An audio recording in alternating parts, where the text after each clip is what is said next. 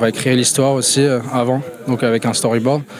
Donc on passe d'abord par la 2D, donc le dessin, à quoi ressemblent les caractères aussi. Et ensuite, on va aller sur les logiciels. On va les transformer en 3D du coup. On va essayer de trouver à quoi ça ressemble, quoi. Mettre des effets spéciaux par exemple. Moi, ce qui me plaît beaucoup, c'est que on peut lâcher notre créativité, on peut faire ce qu'on veut. Et alors que ouais, donc c'est ça en fait, c'est plutôt la créativité on peut se lâcher, quoi.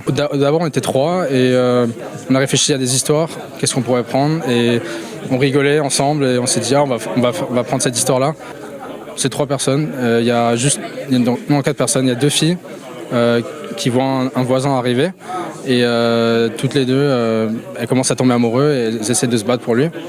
Je sais pas, je pense que ça prend un peu plus de temps en 3D que c'est ça la question dans la vraie vie, quoi.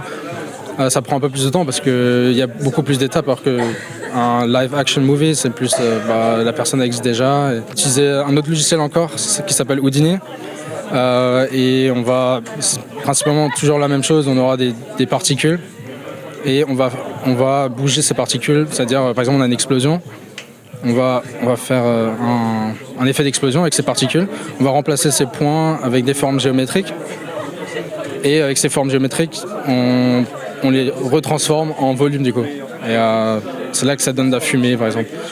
Ou, par exemple des nuages. Là on a fait des nuages. Et pareil, on avait des points.